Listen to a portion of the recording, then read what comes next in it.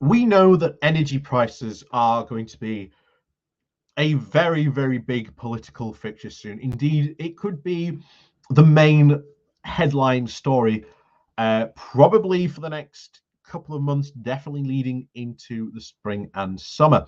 And like many Tories themselves, they were hoping at least for a quiet yet warm winter to hopefully alleviate their problems. But of course, that's not what they've got. Instead, we've had a very, very chaotic winter for the Tories, and again, by the looks of it, a very cold winter. And of course, we've now got what appears to be some of the worst aspects of the 1970s combining together to create a very perfect storm for the Tories. Not only that, we've also got the summer heading up yet again for the COVID report, and they'll look into how the government handled this, which is not going to be kind to them. And we have to ask that serious question: how long is Boris Johnson going to last? And what on earth is eventually going to happen? But that's another point for another day, I think. Now we have to ask a serious question: how can we help people in this time of need? How can we help? Because recently it's said that people want to hear solutions, not problems. So here is a solution.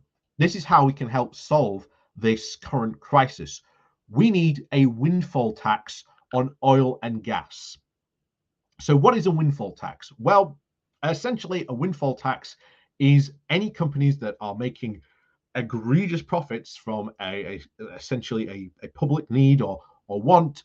We can go, okay, you've had an extra amount of profits this year. You're going to be taxed appropriately, and then that money can then be sent to the people who need it most, people who are again in the poorest parts of this country. So that's it, basically in a nutshell. But before we go diving into find out more about windfall tax and again what's going in the North Sea, please do remember to hit that like, share, and subscribe button. And of course, down below there are links to my Patreon page and a one-off donation link called Buy Me Coffee, where you can buy me coffee. And as always, thank you very much for watching. Thank you very much for all those people who do support the channel. And of course, on with the show.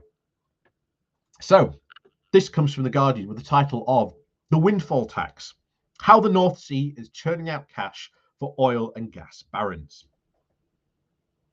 Bumper shareholder payouts, soaring profits, booming asset valuations. The oil and gas industry has bounced back from the depths of the pandemic with a vengeance. After a very difficult 2020, when the plunging demand led to, at one point, to negative prices, crude recovered in 2021, and wholesale gas prices have soared in Europe and the UK. Gas has risen as much as tenfold to an all-new time highs due to factors including low storage capacity and strong Chinese demand and the low wind generation during the summer. BP boss Barry Looney insisted that his bonanza illustrated that this bonanza when he said that oil and gas giant had become a cash machine. The North Sea oil and gas companies are expected to report near record cash flows at almost $20 billion. That's £14.9 billion for the current financial year. And according to industry experts like Wood Mackenzie, the revival of the industry's fortunes, of course, has spurred calls for the windfall tax on North Sea producers, with the proceeds being used to subsidize energy bills for households facing a cost of living crisis. The Liberal Democrats first made the suggestion last week, and then Labour took up the call at the weekend. And Rachel Reeves, the Shadow Chancellor of the Exchequer, said there is a global gas price crisis, but 10 years of the Conservatives' failed energy policy and dithering and delay has created a price crisis that is being felt by everyone, and we want to stop the bills going up. The Conservative former Energy Minister, Chris Skidmore, has also publicly backed the idea, which has been rejected by the government. Shell, one of the world's largest producers and trader of liquid national gas, said that last week that profits would be higher than expected thanks to the elevated prices. And unlike gas that arrives via pipelines from the fields in the North Sea, LNG is shipped across the oceans to the highest bidder. meaning that companies like Shell benefit from surging global prices. Shell has already planning to hand investors a $7 billion bonus by offering to buy back shares from them, but now has said that this will happen at pace. The largest North Sea exporter is not BP or Shell, but Harbour Energy, created via the merger of Premier Oil and Chrysler earlier this year. A very recent update that Harbour said expectedly the material free higher cash flow at the current commodity prices and announced a $200 million a year dividend for its investors. Many firms that even drill for oil and gas in the North Sea are private companies, not listed on the stock market, meaning that they do not have to publish accounts as promptly as companies such as BP, Shell, or Harbour. But some have provided an insight into how high the gas prices are working in their favour. The rising prices have been good news for chemical groups Enos, which is owned by the Monaco British-based billionaire Sir James Radcliffe, and has drilling licenses in fields including Belray and the west of the Selshires area. Revenues increased by 87%, or 2.4 billion euros, to 5.1 billion euros in a 3-month period, ending on the 30th September 2021. This was driven primarily by higher prices and increased volumes, the company said.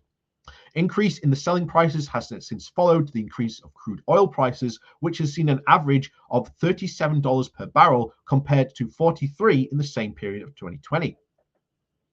In the recent update on trading Ithaca, owned by the Israel group Delek, which said rising prices meant gas revenues per barrel from its North Sea assets, which included Alba and the Alder gas fields, nearly doubled a third in quarter, from $49 last year to $97, as it boosted the production to try and meet demand, and the cash in the strong prices revenue from the gas more than tripled from $59 million to $180 million over the 3-month period.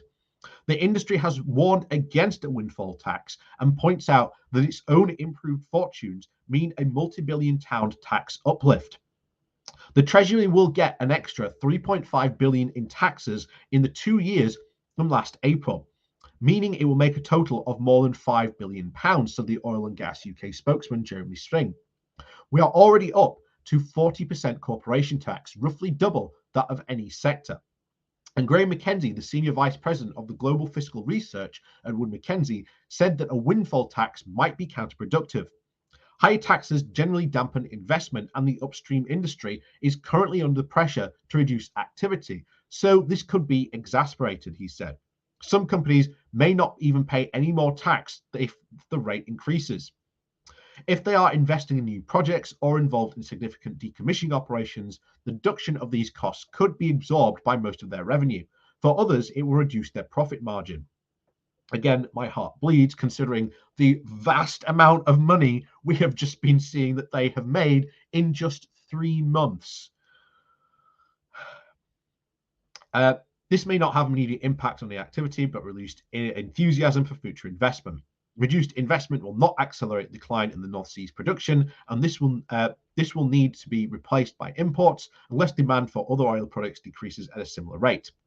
Malcolm Greenwood, the founding partner of the Hydrocarbon Capital, said that those suggesting a windfall tax will all have very short memories. Not only did Chancellor Osborne have to rescind a windfall tax owing to a massive drop in activity in the North Sea, but it was only 2 years ago that oil trading at a negative number was demanded was so weak. The bottom of the line is that it has been proved to be counterproductive to windfall taxes, the oil company operating in the North Sea.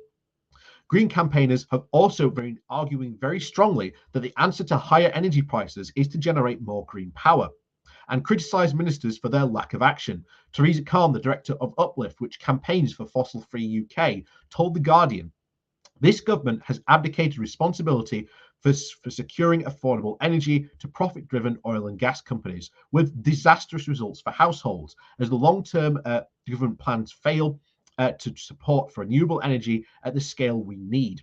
we continue to be very reliant on expensive oil and gas imports in this country. Opening up new oil and gas fields in the UK won't change energy bills, but will only lock us into long-term dependencies on fossil fuels. She added, if you want to know why the government has ceded control to the industry, just look at the generous oil and gas company donations the Conservative Party actually receives, or the dozens of Lords and MPs that are employed by or have shares in the industry. But it's really a lack of vision, planning, and investment in the UK's massive renewables potential. And again, my heart bleeds for these people saying, oh, a windfall tax wouldn't work, a windfall tax wouldn't work. You saw the ridiculous amount of profit these people are making. And this is going to lead to, again, those in the poorest situations being really have to choose between either eating or heating. And that is something that no one in this country should have to do. And remember, Conservatives will very, very happily tell you that we are one of the most richest countries in the world, but we can't raise taxes. Oh no, we can't raise taxes. Oh, heaven forfend, we should raise taxes. We need to be cutting taxes and, cutting all these services. That's what works. And yet that's not what the public want when they are polled time and time again. They want higher taxes on corporations. They want good money to be paid towards public services because the public wants good public services. Shocking, I know, but hey, that's where we are currently. So as always, thank you very much for watching. I hope that's brought you some knowledge on the windfall tax and why, again, we definitely need one. But of course, as always, thank you very much for watching. Please do remember to hit that like, share, and subscribe button on your way out. And of course, down below, there is links to my Patreon page and the one-off donation link, Buy Me Coffee, where you can, buy me coffee. And of course, thank you very much to all the people who do support the channel that way. And of course, we'll see you all